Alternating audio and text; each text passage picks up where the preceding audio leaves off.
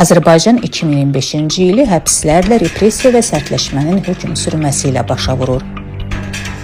2025-ci ildə Azərbaycan beynəlxalq təşkilatların siyahılarında bütün sahələr üzrə geriləyərək sonuncu sıralardakı yerini möhkəmlədir. İkinci Qarabağ müharibəsi zamanı İlham Əliyev Yunan mitologiyasında təhdid mənasına gələn Damokl qılıncı ifadəsinin həlili formasını dəmir yumruğu icad etdi. Bunun hesabına imzalayın. Daha sonra Azərbaycan xalqı İlham Əliyevin tez-tez istifadə etdiyi dəmir yumruqla daha yaxından tanış oldu. Bak burada mən gəlirim, polislərə mən neylərim, deyil, mən onlara neylərim, görün məni nə vəziyyətə salırlar, mən orada onlara neyləmişdim, nə varmışdım. Hansı ki o yumruq dəfələrlə jurnalistlər, siyasətçilər, hüquqşünas və hüquq müdafiəçilərinin başına indirildi. Müharibədən sonraki dövrdə artan güc müstəqil media, müxalifətə və onsuz da sıradan çıxmış vətəndaş cəmiyyətinə yönəldi.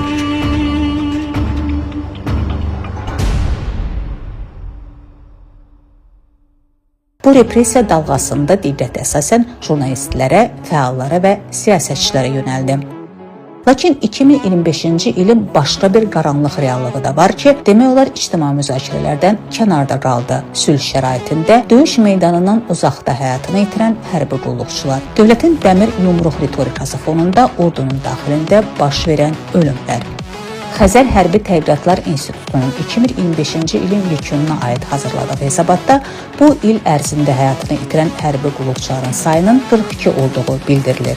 Diqqəti çəkən məqam ondadır ki, öncəki illərlə müqayisədə bu il ölən hərbi qulluqçuların hamısı qeyri-döyüş şəraitində həyatlarını itiriblər. Ölən hərbi qulluqçulardan 7 nəfəri qəza nəticəsində, 12 nəfər müxtəlif növ xəstəliklər, 7 nəfər bədbəxt hadisə, 2 nəfər mina partlaması nəticəsində həyatını itirib. 10 nəfər hərbi qulluqçunun intihar etdiyi, 2 nəfərin isə qeyri-qanuni münasibətlər nəticəsində həyatını itirdiyi bildirilir. İntihar və xəstəlik nəticəsində həyatını itirən hərbi qulluqçuların sayı ötən ilki göstəricilərlə eyni qalıb. Bəs görəsən orduda bu qədər intihar halları niyə yaşanır? Bu hallar yetərincə araşdırılır, yoxsa dövlət qurumları bu halların araşdırılmasında maraqlı deyil? Xəzər Hərbi Tədqiqatlar İnstitutunun rəhbəri Cəsur Sümərinli Meydan TV-yə verdiyi açıqlamada bildirir ki, əsas problemlərdən biri orduda baş verən halların araşdırılması üçün informasiyaların açıqlanmamasıdır. Bəzi hallarda rəsmi qurumlar tərəfindən, xüsusilə də Müdafiə Nazirliyi və Dövlət Səhiyyə Xidməti tərəfindən təsdiqlənməsi halında müəyyən gecikmələr olur və yaxud da ümumilikdə həmin müvafiq dövrdə olmur. Bəzən bu təsdiqləmə halları bir neçə ildən sonra baş verir.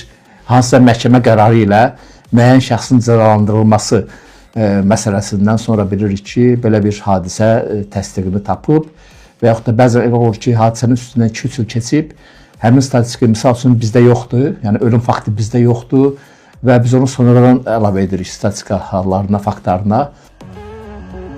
Ekspert bildirir ki, orduda zidavşina, yəni qeyri-qanuni münasibətlər hələ də qalmaqdadır. Bu da onu göstərir ki, ordunun idarə edilməsində, qanunvericiliyin tətbiqində, hərbçilər arasında münasibətlərin qaydaya qoyulması prosesində ciddi problemlər mövcuddur.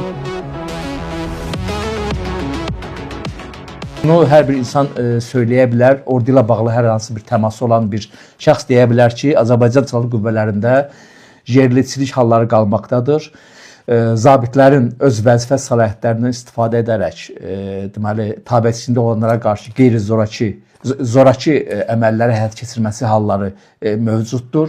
Eyni zamanda da təkcə bu zabitlərin öz tabiətçisində olanlar deyil, əsgərlər arasında da bu münasibətlərdə bu qeyri-qanuni əməllər mövcuddur. Daha çox belə deyək, arxalı olan əsgərlərin arxası olan əsgərlərə qarşı hansısa bir formada təzyiqləri, təhdidləri və təhqirləri mövcuddur və bir çox itkilər də məhz bu səbəbdən baş verir. Xüsusilə də intihar halları bu səbəbdən baş verir. Orduda hərbçilərin ölüm hallarının səbəbləri arasında əsas olanı zidavşina olsa da, ekspert bildirir ki, bu halların yaranmasının bir başqa səbəbi də ordudakı korrupsiya və rüşvətxorluq hallarıdır. Bəs görəsən bu halların qarşısının alınması üçün hansı addımlar atılıb və yaxud atılmaqdadır?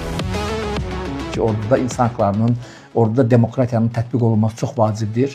Hərbçilər əskərdən tutulmuş generala qədər hər biri öz hüquqlarını bilməlidir. Hər hansısa bir zorakılığa məruz qaldıqları zaman, o zaman özlərini necə müdafiə etməkləri ilə bağlı bir baxışları olmalıdır, bir ideyalar olmalıdır, planları olmalıdır və bu şəffaflıq təmin olunmalıdır və ordu daxili xəbərləşmə sistemi, yəni ki, əsgərin başına bir iş gəldiksə, onu yuxarı rəhbərə çatdırma prosesi intensivləşdirilməlidir. Əlbəttə ki, qaynar xəttlər yaradılıb və s. atılıb, amma bunlar indiyə kimi göründüyü kimi hər hansı bir ciddi dəyişikliyə gətirib çıxartmayıb. Əsgərlərin problemləri qalır, onlar hələ də zorakılıqla üzləşirlər və bu baxımdan hesab edirəm ki, əsgərin problemini öyrənən bir struktur formalaşdırılmalıdır ordu daxilində. Bu əsasən mülklərdən ibarət olmalıdır bu struktur. Yəni burada hər hansı bir hərbi nəzarət, hərbi tabeçilik, hərbi asılılıq münasibətlərindən kənar strukturdan söhbət gedə bilər. Onlar heç bir şeydən qorxmalı deyirlər, çəkinməli deyirlər. Onlar baş verən prosesi deməli ictimaiyyətə asılamalıdırlar və yaxud da ordu daxili proseslərdə bu barədə ciddi müzakirə aparmalıdırlar. Ölkə rəhbərinə çatdırmalıdırlar vəziyyətlə bağlı prosesləri.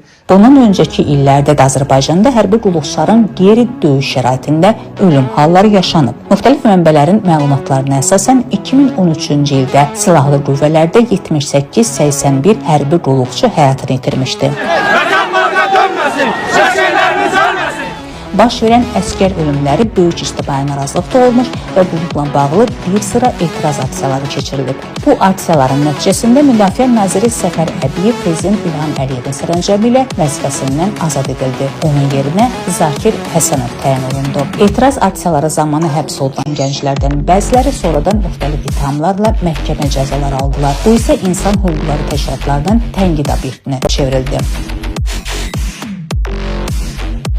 Orada baş verən qeyri-döyüş itkiləri təsadüfi deyil, sistemli problemin nəticəsidir. Şəffaflıq olmadıqca, ictimai nəzarət təmin edilmədikcə əskər ölümləri statistik olaraq qalacaq. Hərbi qulluqçuların hüquqlarının qorunması, müstəqil araşdırmaların aparılması və dövlətin cəmiyyət qarşısında hesabatlıq olması yalnız təhlükəsizlik məsələsi deyil, həm də insan hüquqları məsələsidir. Araşdırılmayan ölümlər, cəzasız qalan günahkarlar və susturulan ailələr fonunda bir sual açıq qalır. Bu ölkədə insan həyatı doğrudanmı dəyərsizdir, yoxsa bu səssizlik də siyasətin bir parçasıdır?